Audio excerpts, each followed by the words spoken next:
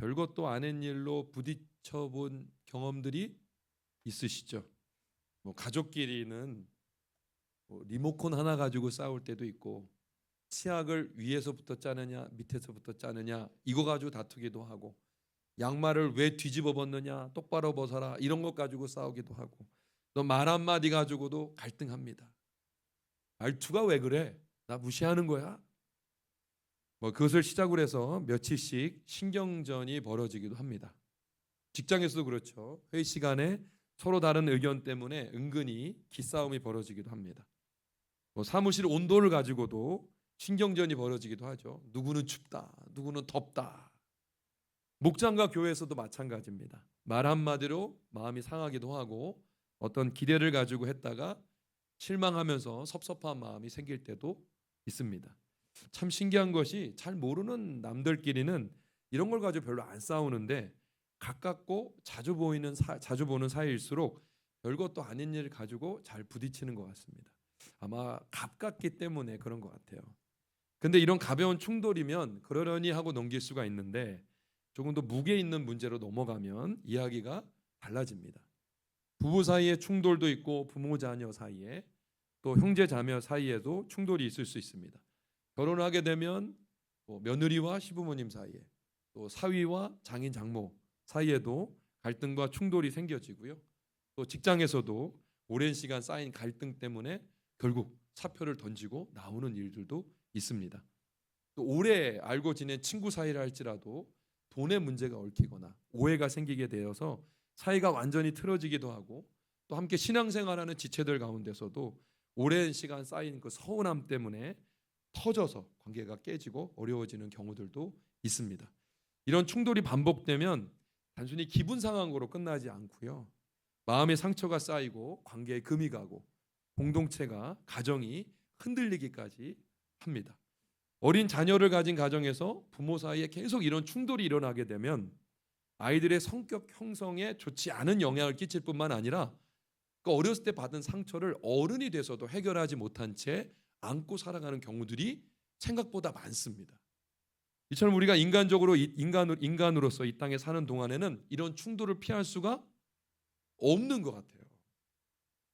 생각이 다르죠. 또 성격이 다르죠. 취향이 다르죠.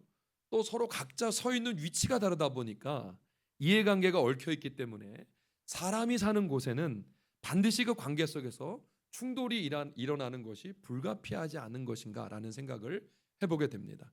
그렇다면 하나님의 사랑받는 자녀들인 크리스찬들은 이런 충돌 앞에서 어떻게 해야 할 것인가? 이러한 충돌을 피할 수 있는 방법이 있습니다. 그걸 좀 알려드릴게요. 오늘 본문은 지금으로부터 4,000년 전에 살았던 아브라함이 조카 롯이죠. 롯은 누구예요? 여자죠, 여자. 그죠? 롯입니다. 조카와 사이에서 생길 수 있었던 그 충돌을 지혜롭게 피해가는 그 모습을 보여주고 있습니다. 그래서 오늘 말씀을 통해서 우리가 어떻게 하면 우리에게 파괴를 가져다주는 그 충돌을 피할 것인가 한번 생각해 보셨으면 좋겠습니다. 오늘 본문의 배경은 어떠냐? 가나안에 흉년이 들었을 때 아브라함이 가족을 데리고 이집트로 내려갑니다. 이집트에 내려갔다가 사라의 일로 큰 어려움을 겪은 다음에 다시 가나안 땅으로 돌아와서 생겼던 일이에요. 아브라함은 이집트로 내려갈 때도 돌아올 때도 항상 누구와 동행을 했냐면 롯과 동행을 했습니다. 창세기 11장을 보시면 롯은 아브라함의 조카라는 것을 알 수가 있어요. 아브라함에는 형제가 몇 명 있었어요?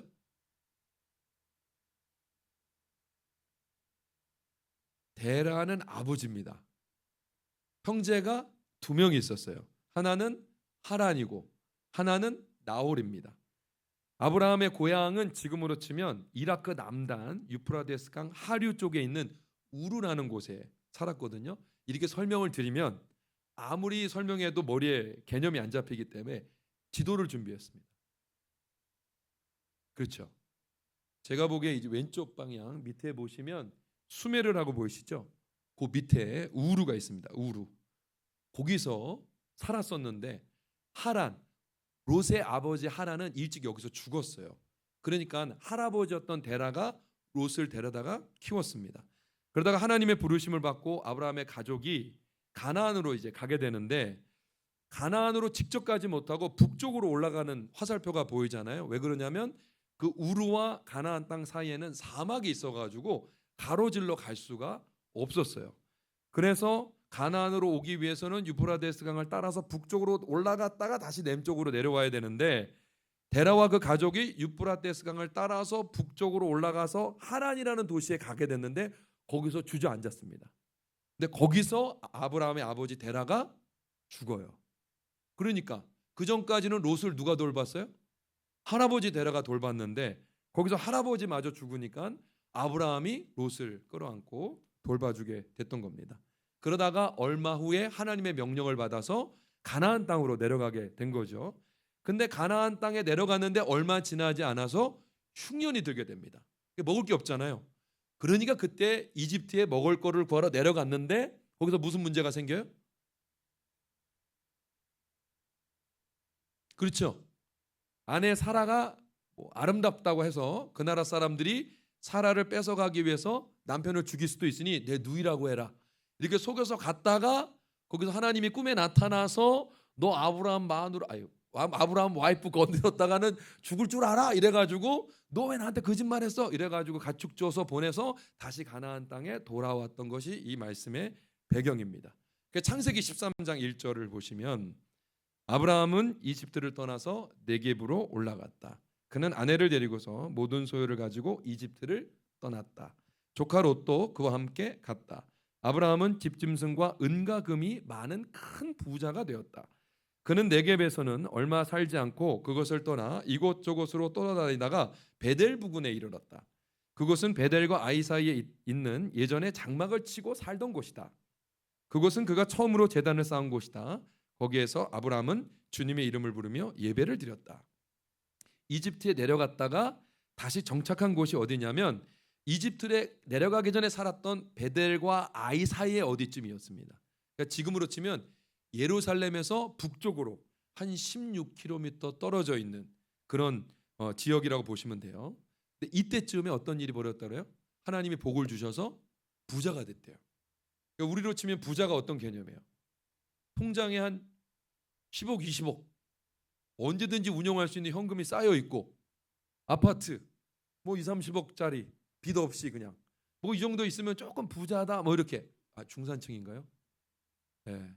뭐 이렇게 얘기하잖아요. 근데 그 당시에 부자라는 말은 어떤 뜻이에요? 은과 금이 있다는 말도 되지만 가축이 많았다는 거예요. 그럼 가축이 많으면 뭐가 필요해요?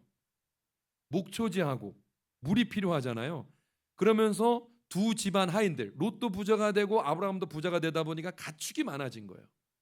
그러니까 이제 하인들은 넉넉하지 못한 풀과 물을 두고 서로 부딪히기 시작했어요. 그리고 가축이 섞이면서 네 양 내 양에다 도장을 찍어 놓는 건 아니니까 네 양이냐 내 양이냐 이러면서 서로 싸우게 됐던 겁니다. 이것을 보고 아브라함이 해결책을 내놓아요. 그게 8절입니다.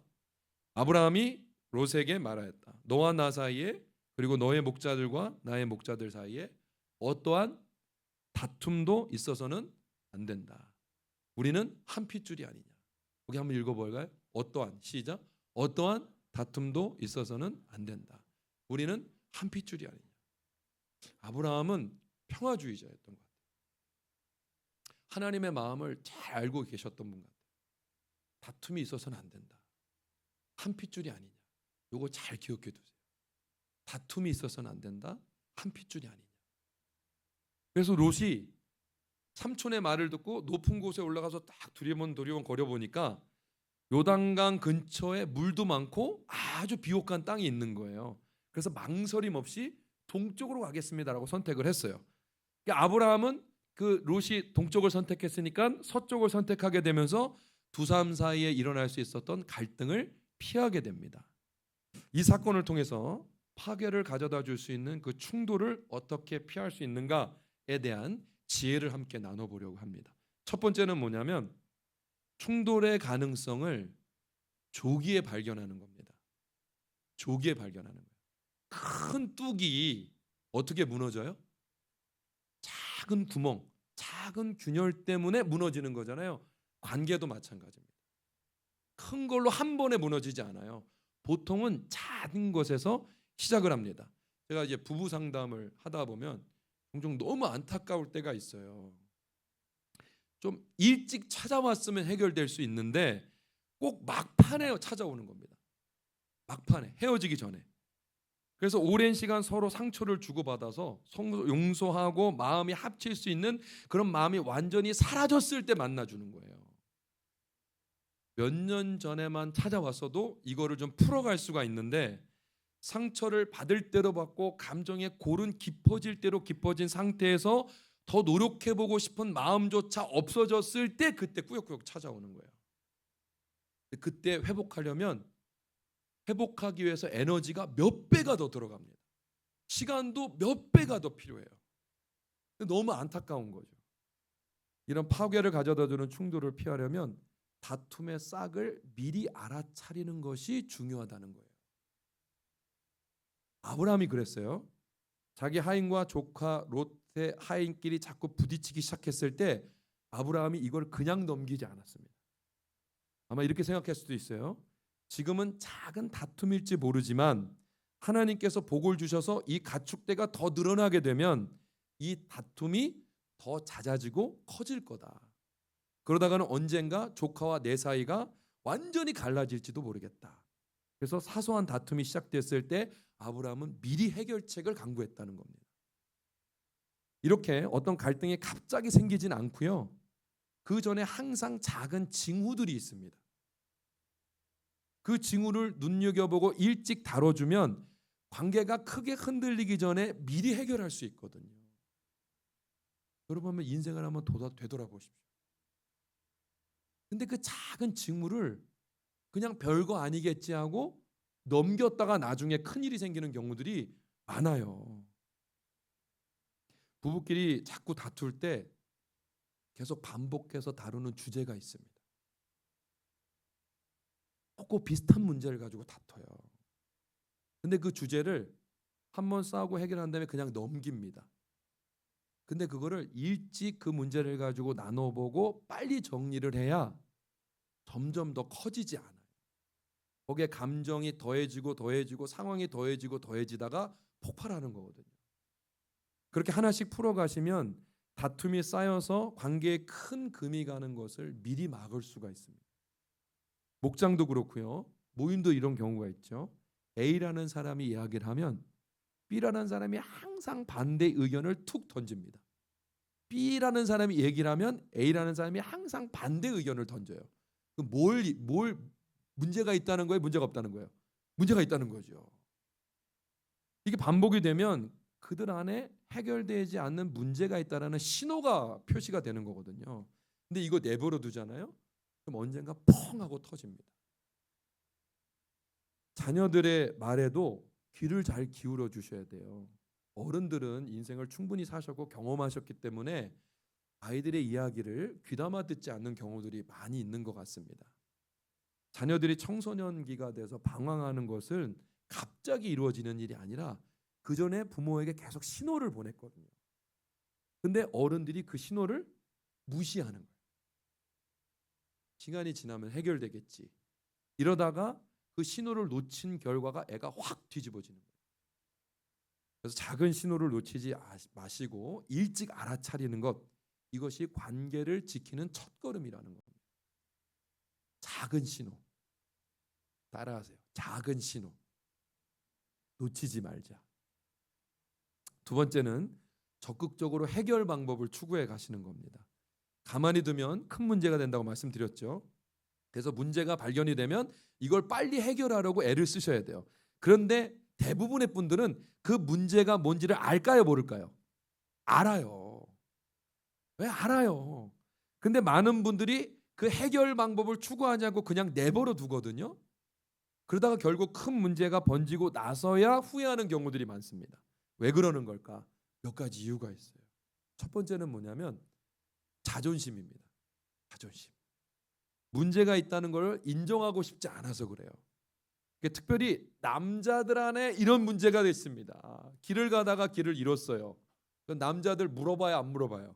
안 물어봅니다. 길은 다 뚫려 있어. 그리고 그냥 갑니다. 근데 우리 지혜로운 여성분들은 어떻게 해요?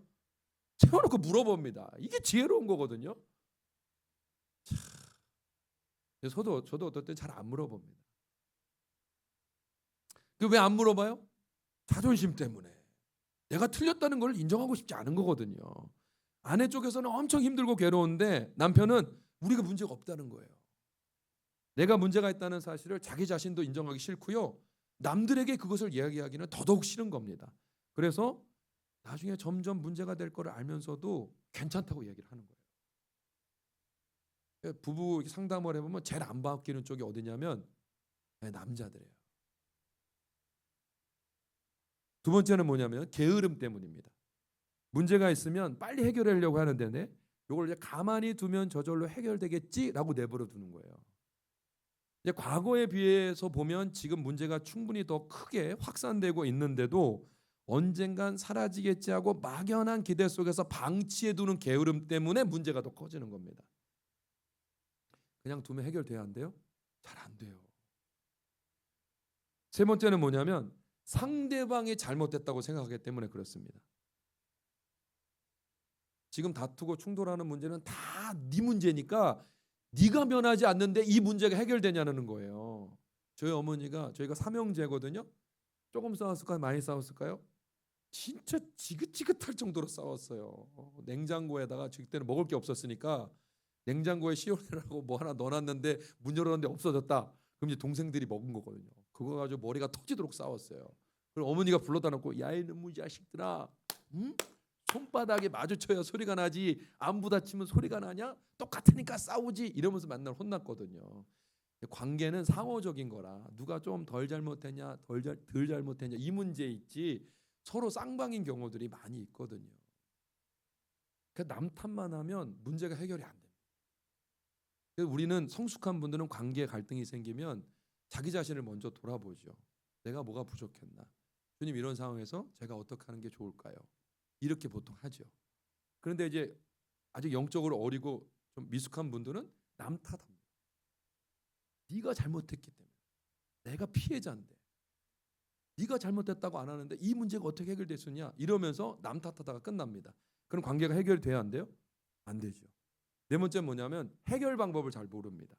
문제를 보고 뭔가 손을 쓰긴 해야 되는데 뭘 어떻게 해야 될지 모르니까 가만히 있는 거예요. 근데 그런 문제가 생겨서 어떻게 해야 될지 모른다 그러면 어떻게 해야 될까요? 그렇죠. 목장에 와서 이야기를 해야 돼요. 집단 지성의 힘을 좀 빌리셔야 돼요. 혼자 끙끙 앓지 말고 그걸 꺼내서 이거를 어떻게 하는 것이 좋을까? 목장에는 다양한 경험을 가지신 분들이 많거든요. 여러분 이런 얘기 들어보셨어요? 장고 끝에 악수 둔다? 무슨 말이에요? 긴 생각을 혼자 하다가 잘못된 수를 둔다는 거예요. 왜냐하면 문제가 내 앞에 딱 닥치면 시야가 좁아져요. 주변을 잘 못 보거든요. 그리고 혼자 문제에 쌓여서 부정적인 생각을 갖고 있다가 잘못된 수를 두는 겁니다. 그렇기 전에 장기 둘 때 내가 더 잘 봐요? 훈수 두는 사람들이 잘 봐요? 훈수 두는 사람이 넓게 보죠 이렇게. 그러니까 목장에 와서 겸손하게 이런 문제가 있는데 어떻게 해야 될지 잘 모르겠다라고 얘기하고 기도하시고 성령님의 음성을 나에게 좀 들려줬으면 좋겠다. 다양한 경험과 또 내가 문제 앞에서 협소해진 시야를 가지고 잘 보지 못했던 것들을 목장 식구들이 알려줄 수 있거든요. 잘 모르겠으면 목장 가서 얘기하시고 또 다 오픈하기 어려우면 목녀님 붙들고 좀 물어보고 목자님 붙들고 물어보고 그래서 잘 모르겠으면 저한테 몰래 한번 만나자고 그럼 제가 모든 사람 앞에서 같이 만나서 이렇게 말씀드리도록 하겠습니다. 다섯 번째는 뭐냐면 우리 안에 죄의 힘이라는 게 있어요. 죄의 힘. 이게 어쩌면 가장 큰 문제일 수도 있습니다. 우리 마음속에는 문제인지를 알면서도 고치지 못하게 만드는 어떤 힘이 있습니다. 이걸 원죄라고도 이야기하는데요. 이 힘이 가장 뚜렷하게 드러나는 특징이 뭐냐면 중독입니다. 중독. 술이나 도박이나 뭐 게임이나 핸드폰에 중독된 사람들 이거 계속하면 안 된다는 걸 알까요? 모를까요? 대부분 알아요. 근데 이게 계속되면 신세를 만치고 관계를 깨친다는 걸 알면서도 끊지 못해요. 알면서도 못 끊는 게 뭐냐면 이게 계속 그 자리에 머물도록 하는 죄의 힘이 있는 겁니다. 이게 엄청 강해요. 관계 문제도 다르지 않거든요. 갈등을 그냥 두면 안 된다는 걸 우린 대부분 알아요. 근데 사실 앞서 말씀드린 것처럼 자존심, 게으름, 남 탓하는 마음, 그 뿌리를 결국 찾아 들어가다 보면 거기서 뭘 만나요? 이 죄를 만나게 돼요. 먼저 손을 내밀어야 된다는 거 알아요, 몰라요? 알죠. 근데 내밀지 못하게 하는 힘이 우리 안에 있어요. 내가 먼저 미안하다는 말을 해야 된다는 걸 아는데도 그걸 못하게 만드는 힘이 우리 안에 있다는 거예요. 그래서 하나님 도움 없이는 이 힘을 이기고 먼저 다가서기가 어렵습니다. 그리고 이 힘은 관계에서만 나타나지 않고요. 예수님을 영접할 때도 나타납니다. 전도하다 보면 기독교 배경에서 자란 비신자를 만나게 되거든요. 근데 이분은 교회에서 쭉 있었기 때문에 알아요. 수없이 얘기를 들었거든요. 하나님의 존재도 머리로는 인정하고 죽고 난 다음에 이런 일이 있을 수 있겠다는 사실도 인정하고 예수님 영접해야 된다는 걸 알지만 그걸 거부하는 거예요. 사실 안 믿어진다고 얘기하는데 저는 그렇게 생각하지 않아요. 자기가 거부하는 거예요. 믿을 만한 사실들을 다 설명하는데 거부한다? 본인이 거부하고 있는. 그게 뭐예요? 죄의 힘이 그거를 못하게 막고 있는 거예요. 이런 죄의 힘이 있다는 걸 아시고 문제가 발견이 되었으면 하나님의 도우심을 구해야 됩니다. 좀 어떻게 해야 되는지 알 것 같아요, 하나님. 근데 이 마음이 허락되지 않습니다. 도와주십시오. 그래서 이걸 오픈해서 기도 부탁으로 하고 함께 힘을 얻어서 이 문제를 해결해 가셔야 된다는 겁니다. 그래서 조기에 적극적으로 문제를 찾아보시고 해결해 가시는 성도님들 되시기를 주님의 이름으로 부탁드립니다. 세 번째는 뭐냐면 화평을 최우선으로 삼으셔야 돼요. 화평을 최우선으로 삼으셔야 된다. 세상 사람들에게는 이런 충돌이 생겼을 때 피할 수 있는 길이 별로 없어요. 왜 그러냐면 하나님을 믿지 않는 세상 사람들의 우선순위가 뭐냐면 자기 이익입니다. 그래서 뭐든지 결정하고 선택할 때 이게 나에게 이익이 되느냐 안 되느냐, 내가 이것을 왜 해야 되지, 이게 나한테 무슨 이익이 있지, 이런 차원에서 어떤 일들을 선택하고 결정하잖아요. 그런데 자존심을 굽혀야 돼요. 관계를 풀어가려면. 그리고 게으름을 떨쳐내야 됩니다. 남 탓을 멈추고 내 안에 어떤 문제가 있는가를 돌아볼 수 있어야 돼요. 그리고 무엇보다 내 안에 있는 이 죄의 문제를 죄의 힘을 이겨내려면 손해를 감수하고서라도 움직일 만한 어떤 이유와 동기가 있어야 되거든요. 근데 그런 에너지와 이유가 믿지 않는 사람들에겐 있어요, 없어요? 없죠. 아우 귀찮아. 이러다 죽으면 그만이지 뭐. 저 인간 안 보면 되지. 이러고 그냥 끝내는 거예요. 근데 크리스찬들은 이거를 이겨낼 수 있는 힘이 있고요. 그렇게 해야 하는 동기가 분명합니다. 왜 그러냐면 크리스찬들은 화평이 중요하다는 걸 알기 때문에요. 그래요. 우리가 화평하고 하나 되는 것이 우리 주님의 소원이라는 것을 알기 때문에 우리 안에 있는 여러 가지 저항을 이겨내고 어떻게 해서든지 갈등을 해소하게 만들어준다는 겁니다. 자, 예수님 말씀하신 마태복음 5장 9절을 한번 읽어볼게요. 시작. 평화를 다시 한번 잘 읽어보세요. 시작. 평화를 이루는 사람은 복이 있다. 그들이 하나님의 자녀라고 불릴 거예요. 하나님 자녀의 특징이 뭐예요? 평화를 이루는 사람입니다. 하나님의 자녀라면 평화를 이루어간다는 거예요. 관계 안에서 화평을 이루어간다는 겁니다. 그래서 예수님은 화평을 이루는 사람을 향해서 하나님의 자녀다. 예수가 이 안에 있는 사람은 화평을 이루려고 애를 쓴다는 거예요.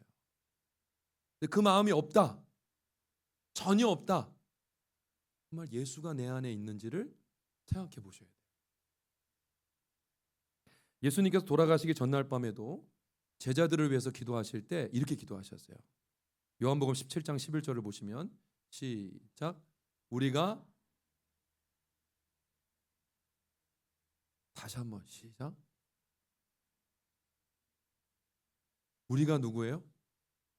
우리가 믿는 성삼위 하나님, 성부, 성자, 성령께서 사랑 안에서 온전한 하나가 된 것처럼 이 제자들이 좌측부터 우측까지 다 있어요. 좌파부터 극좌부터 극우까지 12제자 안에 다 모여 있어요. 근데 이 서로 다른 제자들이 예수님 안에서 하나 되게 해달라고 기도하고 계신 겁니다. 이거 예수 그리스도의 간절한 소원이셨기 때문에 요한복음 17장에서 대제사장적인 기도를 드리시면서 제자들을 위해서 이렇게 기도하셨어요. 뿐만 아니라 로마서 12장 18절을 보시면 여러분 쪽에서 할 수 있는 대로 모든 사람과 더불어 뭐 하라고요? 화평하게 지내십시오. 다시 읽어볼까요? 시작.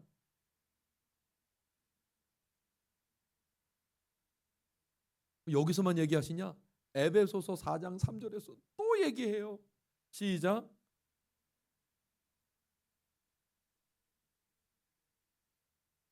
성령이 계속해서 평화를 이루라. 하나 되라. 서로 화평하기 위해 애써라. 이렇게 반복하는 이유는 뭐예요? 우리를 향한 주님의 소원이신 거예요. 그렇게 되기를 주님이 간절히 바라신다는 겁니다.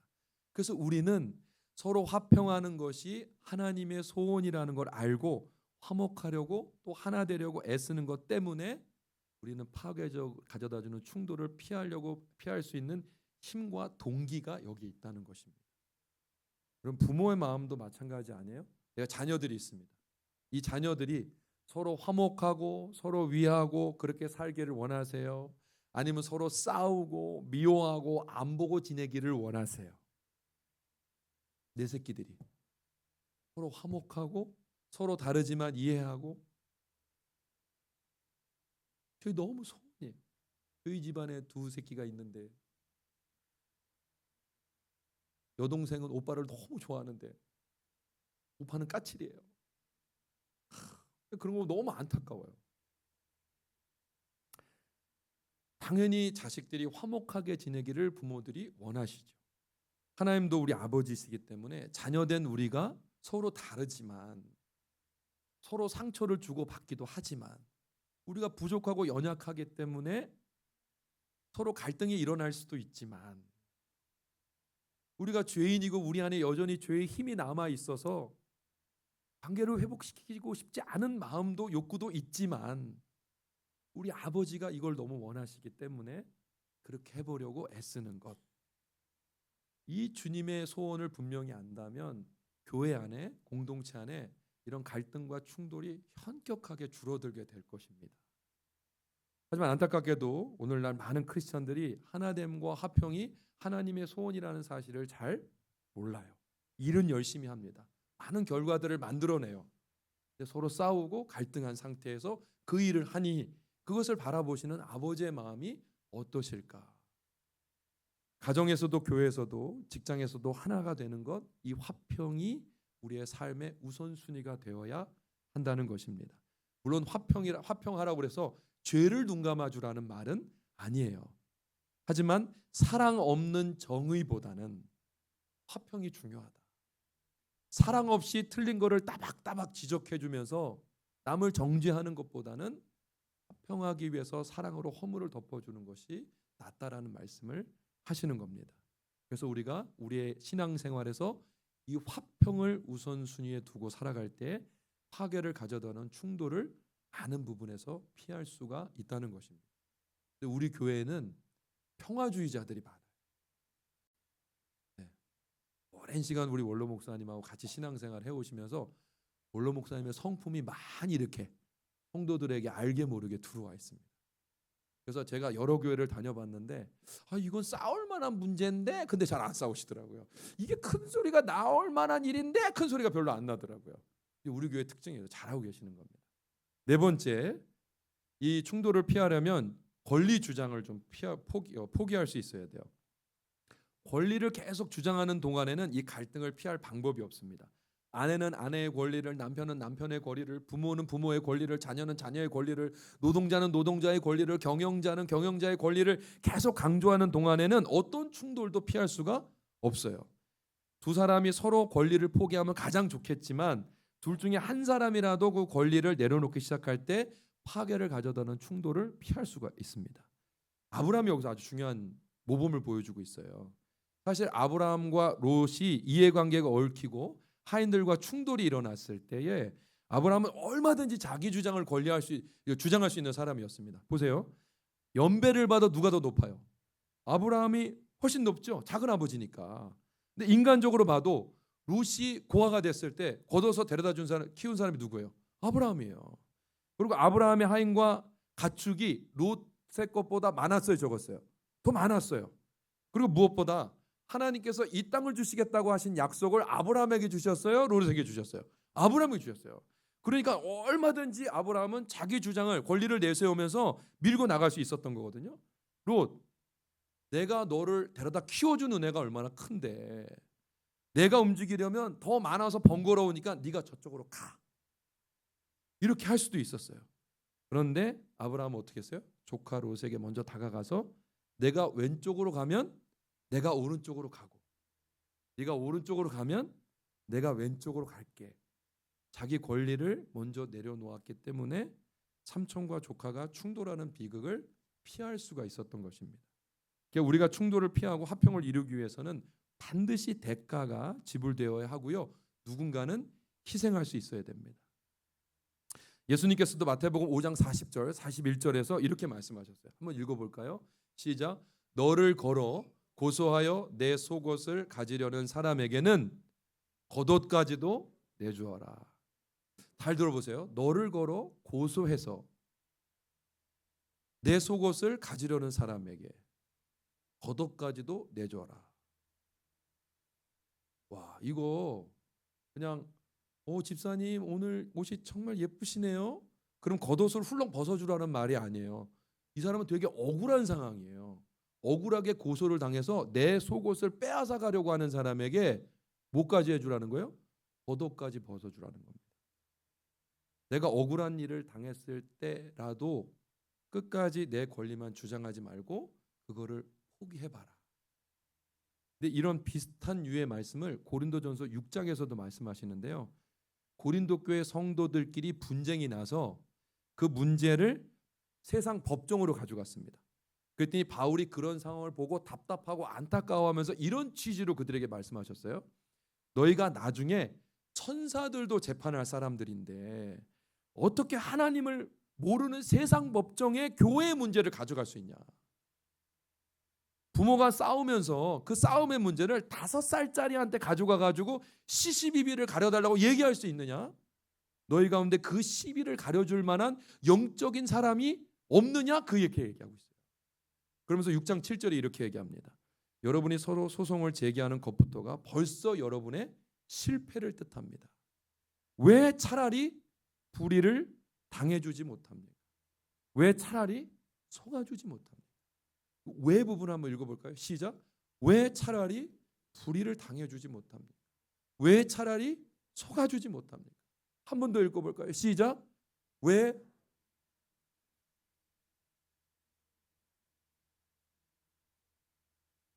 끝까지 손해보지 않으려고 권리를 주장하고만 있고 서로 다투느냐. 포기해보라. 그 말씀을 하시는 거죠.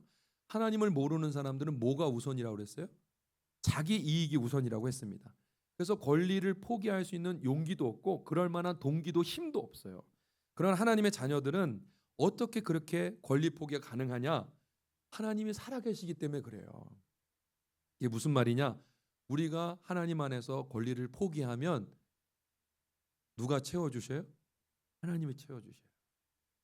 이 믿음이 있는 사람은 차라리 불의를 당해주고 속아줄 수 있습니다.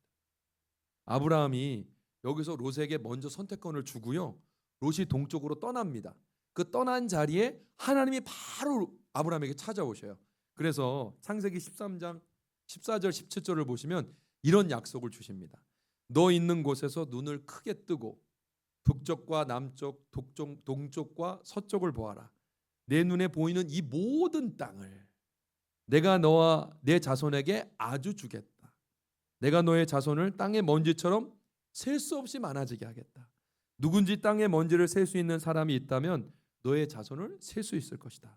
내가 이 땅을 너에게 주니 너는 가서 길이로도 걸어보고 너비로도 걸어보아라.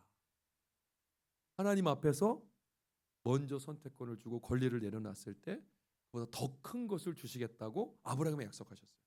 근데 그 약속이 성취됐어요? 안 됐어요? 됐잖아요. 우리도 아브라함의 후손이니까. 근데 이런 역설적인 진리가 성경 여러 곳에서 나옵니다. 살고자 하는 자는 죽을 것이요. 죽으려고 하는 자는 죽고자 하는 자는 살 것이다. 자기를 높이는 자는 낮아지게 될 것이고 자기를 낮추는 자는 높아지게 될 것이다. 이런 역설의 진리를 우리가 믿잖아요. 근데 하나님이 살아계시고 우리가 권리를 포기했을 때 하나님이 보상해 주신다는 사실을 믿지 못하는 사람은 불의를 속아주지 못합니다. 권리를 내려놓지 못합니다. 반대로 이거를 믿는 분들은 할 수가 있죠. 내가 내려놓으면 하나님이 채워주실 거야. 내가 권리를 하나님 앞에서 포기할 때 우리 하나님이 보상해 주실 줄 믿습니다.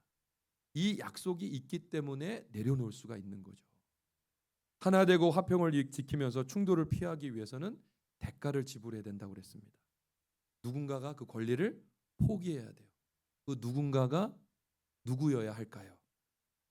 하나님 앞에서 내가 포기할 때 하나님이 채워주실 것을 믿는 바로 우리가 그 일을 해야 된다는 것입니다. 아멘이시죠? 한번 해보셔요. 억울한 일을 당했을 때 내가 이 권리를 포기하기 위해서는 내가 손해봐야 된다는 것을 알게 되었을 때 살아계신 하나님을 바라보고 친구 꼭 한번 생기시고 억울한 일을 한번 당해보실 수 있기를 바랍니다. 그리고 채워주시는 하나님의 손길을 경험해 보시길 바라요. 끝까지 손해보지 않으려고 내 이익을 앞세우다가 오히려 관계의 갈등과 문제를 일으키고 하나님의 살아계신과 역사를 경험하지 못하는 그런 삶이 되시지 않으실 수 있기를 바랍니다. 다섯 번째는 상대방에게 선택권을 주셔야 돼요. 충돌의 가능성이 있는 문제를 해결하시려면 선택권을 주지 않잖아요. 그럼 불만이 남게 됩니다. 어차피 롯이 동쪽 땅을 선택하게 될 상황이었다고 생각해 보세요. 근데 아브라함이 선택권을 롯에게 주지 않고 내가 보니 저쪽 동쪽 땅이 좋은 것 같은데 너 좀 그리로 가라 라고 얘기를 했다면 롯이 어떤 생각을 하게 됐을까요? 삼촌이 저렇게 순순히 나한테 양보하는 걸 봐서는 서쪽 어딘가에 뭔가 좀 좋은 것이 있어서 저런 건 아닐까라고 삐딱하게 생각할 수 있는 여지가 있어요, 없어요? 있잖아요. 인간의 마음은 너무 꼬여 있어서 일방적으로 정해주면 공평하지 못하다고 하는 불평이 나올 수가 있습니다. 그래서 아브라함은 지혜롭게 롯에게 선택권을 준 거예요. 네가 오른쪽으로 가면 내가 왼쪽으로 갈게.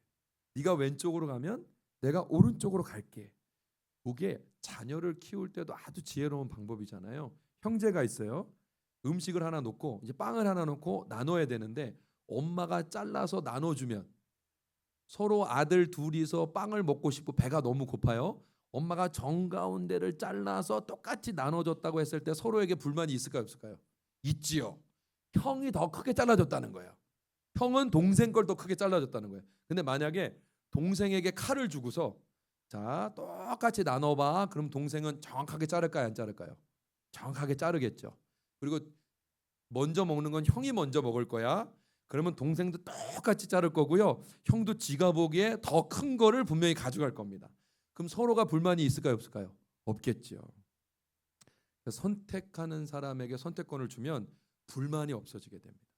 그래서 충돌을 해결할 때는 일방적인 제시로 끝내는 게 아니라 마지막 상대방에게 선택권을 줘야 이게 깔끔하게 해결이 되더라고요. 그래서 당신이 설거지를 하면 내가 청소기를 돌릴게. 당신이 청소기를 돌리면 내가 설거지를 할게. 당신이 둘 다 해. 그럼 둘 다 하면 되는 거예요. 그죠? 이번 휴가 당신이 가고 싶은 곳으로 가자. 이번에 내가 먼저 선택하도록 하면 내가 선택하고 다음엔 당신이 선택해. 이러면 그렇게 하면 되는 거고. 내가 저녁에 아이 재우는 거를 담당하면 내일 아이 어린이집에 등원시키는 건 내가 해볼게. 이렇게 하면 되는 거고 당신이 둘 다 해. 그럼 둘 다 하면 되는 거예요. 어쨌든 아내가 시키는 대로 하면 되는 거니까 이렇게 먼저 선택권을 주면 충돌이 일어날 수 있는 상황에서 깔끔하게 해결될 수가 있다는 겁니다. 우리 주변을 보면 이런 크고 작은 충돌 없이 사시는 분들이 있을까요, 없을까요?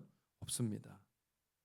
만약에 없다고 생각하시면 그거를 놓치고 계신 경우일 수도 있고요.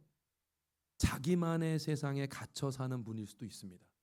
근데 그분은 편할지 몰라도 그 주변에 있는 분들은 힘든 거예요. 자녀와의 관계든 부부 관계든 직장 관계든 목장 식구와의 관계든 조기에 발견해야 할 문제 상황이 보이거든 무엇이 문제인지를 빨리 찾아내실 수 있기를 바랍니다. 문제가 알고 있으면서도 언젠간 해결되겠지 이렇게 방치하지 마시고 상대방이 잘못인데 내가 왜 먼저 잘못했다고 해야 돼 이렇게 남 탓하지 마시고 예배 시간을 통해 결단하시고 상대방이 먼저 오기를 기다리기보다는 한 발짝 먼저 다가가실 수 있기를 바랍니다. 왜 그래요? 우리 아버지가 화평하기를 원하시기 때문에. 그리고 충돌을 피하기 위해서는 대가가 지불되어야 된다. 하지만 내가 그 권리를 내려놓고 대가를 지불할 때 누가 갚아줘요?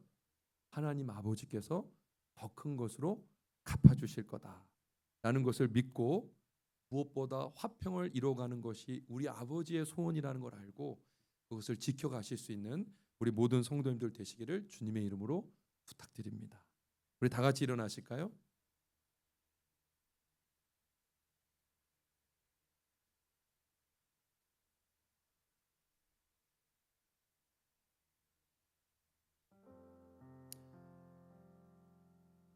오늘 주신 말씀 다시 한번 상고해 보실 수 있기를 바랍니다.